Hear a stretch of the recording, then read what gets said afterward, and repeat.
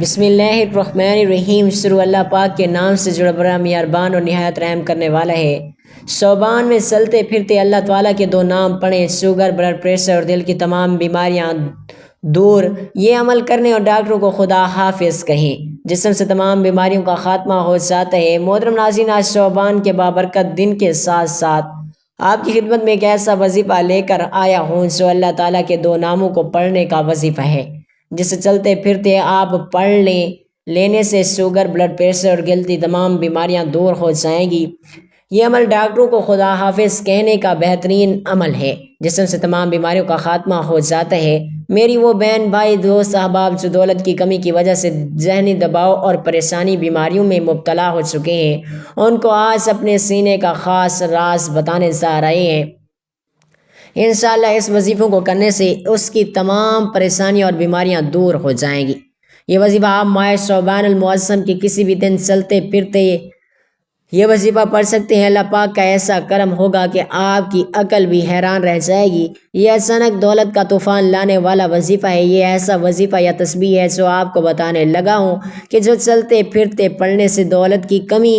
دور ہو جاتی ہے۔ اتنی دولت آ جاتی ہے کہ انسان کی تمام ذہنی پریشانیاں، ڈپریشن، بلڈ پریشر، دل کی بیماریاں جو دولت کی کمی کی وجہ سے، ٹینشن کی وجہ سے جنم لیتی ہیں،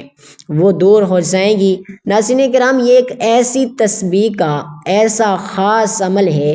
کہ جس کو کرنے سے اللہ تعالیٰ بہت خوش ہوتا ہے، اور یہ تو سبھی مسلمانوں کا عقیدہ ہے کہ جس سے اللہ خوش ہو جائے اس کی دنیا اور آخرت دونوں ہی پلک جھپکتے ہی سنور جاتی ہیں،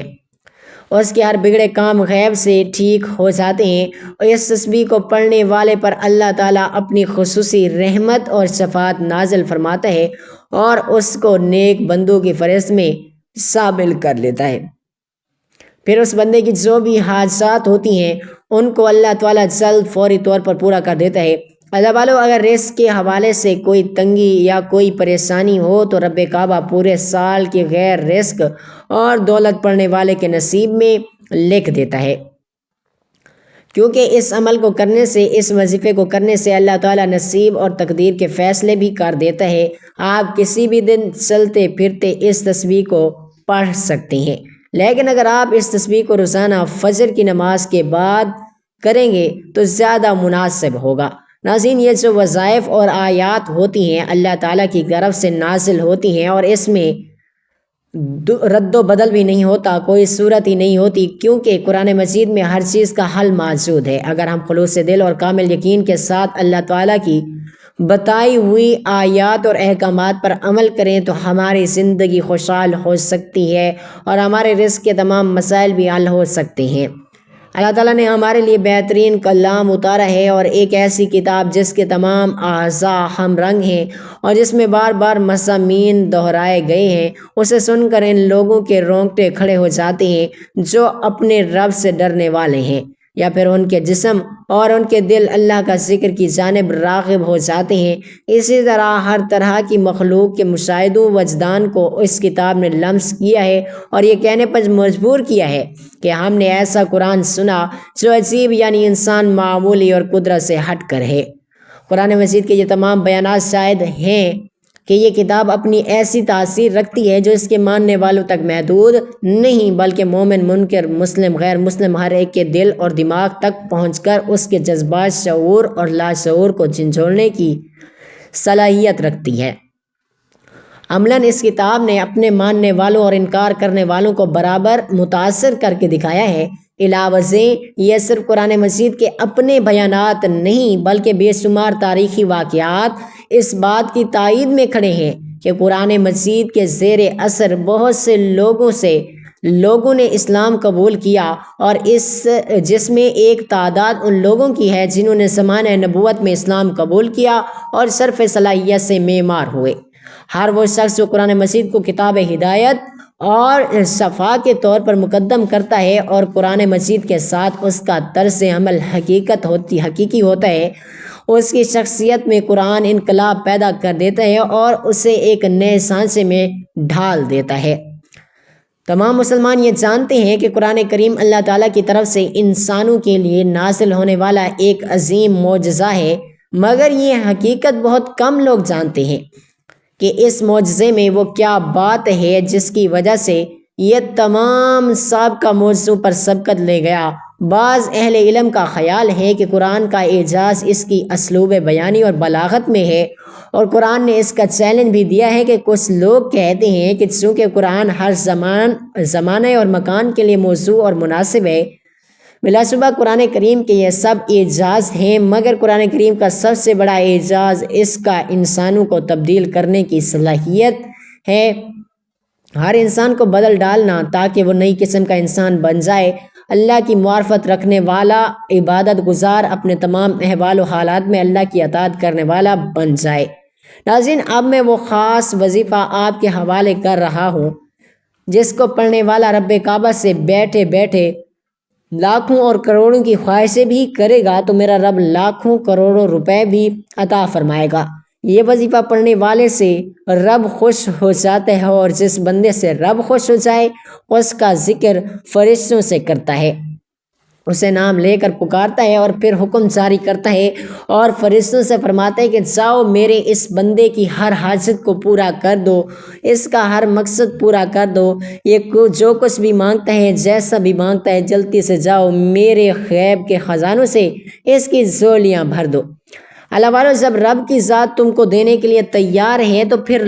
تم لوگ لینے کے لیے کیوں انکار کرتے ہو؟ اس کے علاوہ ناظرین کرام، اس خاص ویڈیو میں تمام لوگوں سے یہ بھی گزارش کرتا ہوں کہ اس میں بہت سی بہنیں اور بیٹیاں ایسی بھی موجود ہوں گی کہ جن کے رشتے نہیں ہو رہے، وہ بہترین رشتوں کے اسباب چاہتی ہیں یا پسندیدگی کی شادی کرنا چاہتی ہیں، نوکری تو ہے لیکن وہ پسند کی نہیں کرتے اور من پسند نوکری حاصل کرنا چاہتی ہیں، قرض دار ہیں، پریشان ہیں کہ قرض سے کیسے نجات پائیں، میاں بیوی ہیں لیکن ان میں محبت کی کمی ہے، اگر بے اولاد ہیں اور اولاد چاہتے ہیں، یا پھر اولاد تو ہے لیکن نافرمان ہے یا نافرمان شوہر ہے، گھر میں ساس اور نند کا مسئلہ ہے، بیماریوں میں مبتلا ہیں، غرض آپ کی کوئی بھی پریشانی ہے، آپ یہ وظیفہ صرف ایک بار کیجیے گا، انشاءاللہ آپ جس مقصد کو ذہن میں رکھ کر کریں گے میرا رب اس مقصد کو ایک ہی دن میں پورا فرمائے گا۔ حضرت ابو ہریرہ رضی اللہ تعالیٰ عنہ کی روایت کا مفہوم ہے کہ نبی کریم صلی اللہ علیہ وآلہ وسلم نے فرمایا، دو کلمے ادائیگی کے اعتبار سے تو زبان پر ہلکے ہیں لیکن میزان پر بہت زیادہ بھاری ہیں، اور رحمان کے نزدیک انتہائی مجرم ہے۔ قرآن و حدیث میں اللہ کی حمد اور پاکی بیان کرنے کا بار بار حکم دیا گیا ہے، لہٰذا مذکورہ کلمات سبحان اللہ و بحمدہ سبحان اللہ العظیم کیونکہ اللہ تعالیٰ کی حمد اور پاکی بیان کرتے ہیں، اور اس لیے اس کے پڑھنے سے قرآن اور حدیث کے تمام احکام کی بجاوری کے ساتھ ساتھ اس کلمات کے کہنے والا ان تمام فضائل کا مستحق بنتا ہے جو عمومی طور پر اللہ کی پاکی اور حمد بیان کرنے یعنی سبحان اللہ و بحمدہ اور الحمدللہ کہنے کے بارے میں وارد ہوئے ہیں۔ حضرت ابو ذر غفاری رضی اللہ تعالیٰ عنہ سے روایت ہے کہ حضور سیدنا عالم صلی اللہ علیہ وآلہ وسلم نے مجھ سے ارشاد فرمایا، میں تجھے اللہ رب العزت کے پسندیدہ کلام کے بارے میں مطالعہ نہ کروں؟ میں نے عرض کیا، یا رسول اللہ صلی اللہ علیہ وآلہ وسلم، مجھے اللہ تبارک و تعالیٰ کے محبوب کلام کے بارے میں ضرور بتائیں۔ آپ صلی اللہ علیہ وآلہ وسلم نے فرمایا، بے شک اللہ کریم کا پسندیدہ کلام سبحان اللہ و بحمدہ سبحان اللہ العظیم ہے۔ ایک دوسری روایت میں ہے کہ جناب رسالت صلی اللہ علیہ وآلہ وسلم سے دریافت کیا گیا، سب سے افضل کلام کون سا ہے؟ آپ نے ارشاد فرمایا، وہ کلام جسے اللہ تعالیٰ نے اپنی ملائکہ اور بندوں کے لیے خاص کر لیا ہے، وہ سبحان اللہ و بحمدہ سبحان اللہ العظیم۔ حضرت ابو ہریرہ رضی اللہ تعالیٰ عنہ سے روایت ہے کہ نبی کریم صلی اللہ علیہ وآلہ وسلم نے ارشاد فرمایا، جو شخص ایک دن میں 100 مرتبہ سبحان اللہ و بحمدہ سبحان اللہ العظیم پڑھتا ہے اس کے گناہ مٹا دیے جاتے ہیں، اگرچہ وہ سمندر کی جھاگ کے برابر ہی کیوں نہ ہو۔ حضرت ابو امامہ رضی اللہ تعالیٰ عنہ سے روایت ہے کہ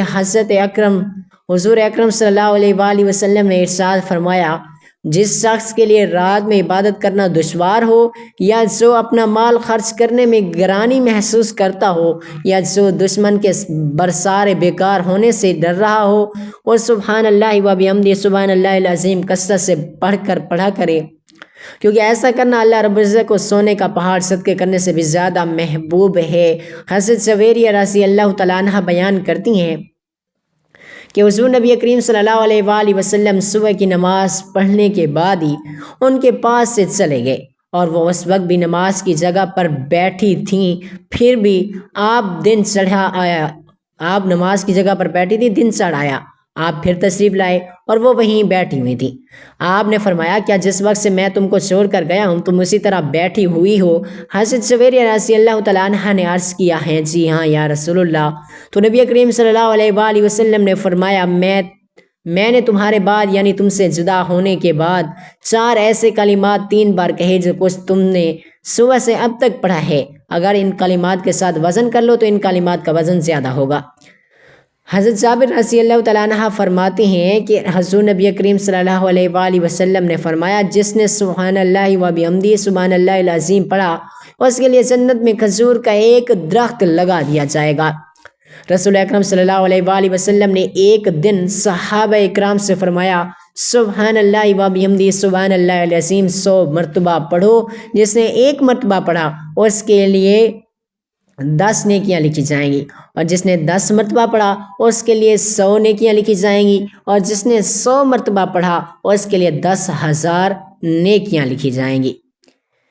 اور جو زیادہ پڑھے گا اس کے لیے اتنا زیادہ نیکیاں لکھی جائیں گی، اور جو زیادہ پڑھے گا اللہ رب العزت بھی اسے زیادہ عطا کرے گا، اور جو اللہ رب العزت سے بخشش طلب کرے گا اللہ رب العزت اسے بخشش دیں گے۔ ایک صحابی رضی اللہ تعالیٰ عنہ آپ صلی اللہ علیہ وآلہ وسلم کی خدمت اقدس میں حاضر ہوئے اور عرض کی کہ دنیا نے مجھ سے پیٹھ پھیر لی ہے، اور آپ صلی اللہ علیہ وآلہ وسلم نے فرمایا کیا وہ تسبیح تمہیں یاد نہیں جو تسبیح ملائکہ و فرشتوں کی ہے، اور جس کی برکت سے روزی دی جاتی ہے؟ خالق کی دنیا یعنی مخلوق آئے گی تیرے پاس ذلیل و خوار ہو کر، طلوع فجر کے وقت 100 بار کہا کر سبحان اللہ و بحمدہ سبحان اللہ العظیم۔ اس صحابی رضی اللہ تعالیٰ عنہ کو 7 دن گزرے تھے کہ خدمت اقدس میں حاضر ہو کر عرض کی حضور پاک صلی اللہ علیہ وآلہ وسلم دنیا میرے پاس اس کثرت سے آئی ہے کہ حیران ہوں کہ کہاں اٹھاؤں اور کہاں رکھوں۔ وظائف جو رزق کو بڑھاتے ہیں ان میں سے چند ایک یہ بھی ہیں روزانہ صبح صادق کے وقت نماز فجر سے قبل یہ کلمات 100 بار پڑھنا سبحان اللہ و بحمدہ سبحان اللہ العظیم۔ رب سے مانگنے والوں کا وقت ہے جب رب کی ذات خود دینے کو تیار ہے، کیونکہ نہ رب سے اس پہ اپنے لیے رحمت بخشش مغفرت اور ڈھیر و رزق مانگ لیا جائے۔ یہ تسبیح یہ وظیفہ پڑھنے والا خوش قسمت ہے۔ یہ تسبیح پڑھنے والا پہاڑ جتنا بھی مانگے گا تو ایک دن کے اندر اندر مل جائے گا۔ ناظرین، جو لوگ اپنے گھر سے بے سکونی بے برکتی کا خاتمہ چاہتے ہیں، اپنے گھر کے بگڑے حالات کو بدلنا چاہتے ہیں، معاشرے میں اچھا مقام بنانا چاہتے ہیں، ناظرین رشتہ داروں عزیزوں اور پوری برادری میں سر اٹھا کر جینا چاہتے ہیں، بیماری تنگ دستی مالی پریشانی اور مختلف امراض میں مبتلا ہیں، وہ ایک بار یہ وظیفہ لازمی کریں۔ پوری توجہ سے رب سے مانگیں، آپ کو صرف یہ وظیفہ پڑھنا ہے۔ یہ تسبیح آپ کی زندگی کے راستے میں آنے والی تمام مشکلات کو، دکھوں کو، تکلیفوں کو، پریشانیوں کو، بیماریوں کو ختم کر کے ہر قدم کامیابی آپ کا مقدر بن جائے گی۔ آپ نے اس وظیفے میں رب کے صفاتی نام پڑھنے ہیں، اور یہ وظیفہ مشکل نہیں ہے، یہ عمل بہت ہی آسان ہے، لیکن آپ نے کامل یقین کے ساتھ اور پوری توجہ کے ساتھ اللہ تعالیٰ کے لیے 2 صفاتی نام پڑھنے ہیں۔ ان کو پڑھنے کا اور ان پر عمل کرنے کا طریقہ آپ کو بتاتے ہیں۔ تو آپ سب سے پہلے نماز فجر ادا کر لیں۔ نماز فجر ادا کرنے کے بعد اس کی 2 سنتیں ادا کی جاتی ہیں، اس کے بعد 2 فرض پڑھتے ہیں۔ پہلے آپ مکمل خشوع و خضوع کے ساتھ فجر کی نماز ادا کر لیں۔ رزق میں اضافہ کرنے کے لیے، بیماریوں سے نجات پانے کے لیے یہ وظیفہ بہت ہی مجرب ہے۔